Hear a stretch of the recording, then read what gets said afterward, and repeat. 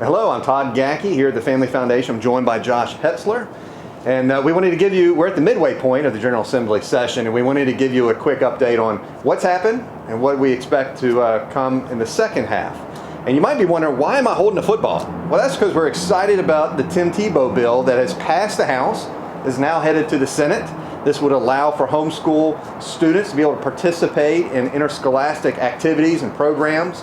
There's been also a bunch of good parental rights bills that give parents the opportunity to review sexually explicit material that is being presented to their children and possibly opt them out. Bills that would also end mandatory mask mandates in public schools. So we're really excited about what's happening on the parental rights front, but there's still a lot to happen in the second half dealing with religious liberty. So Josh, what can you tell us about bills dealing with religious liberty? Well, we've got a couple of good bills that made it through the House that are going to the Senate that are really going to be helpful to churches and religious schools and religious organizations. The first one that comes to mind is by Delegate Wren Williams, and it ensures basically that churches can remain open during times of emergency. So the things that we saw about churches being closed down, that's not going to happen anymore under this bill. Churches are going to be able to have their worship services unimpeded. The second one is by Delegate Les Adams. It really protects churches and religious organizations because of some of what happened in 2020 with the so-called Virginia Values Act that really infringes upon some fundamental liberties. And so this would seek to put in some of those protections that should already be protected by the Constitution, but we want to make sure that that's clear in the law.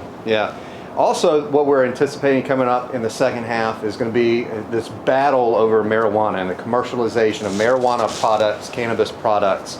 And there's one bill, Senate Bill 391, carried by Senator Eben, which would create the retail market, creates the infrastructure, the taxation, the regulatory scheme.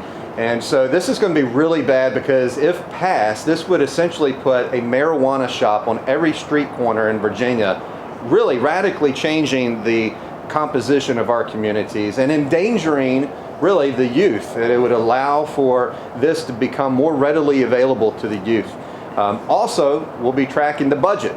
So there's going to be in the next few weeks, actually the budget comes out on Sunday, so we're going to start going through that, finding out what's in it, and to make sure that the government is spending your tax dollars wisely. So there's a lot to happen for this second half of session. Josh, can you tell us how can people stay up to date with what's going on? Well, you can go to our website, familyfoundation.org, and you can sign up for our email alerts, and there you'll get all this information from us regularly. And then you can sign up for our text alerts there where you can watch live some of the videos of things that we're doing and we're testifying on. So go to our website, familyfoundation.org, sign up, and also our Facebook page. A lot is happening.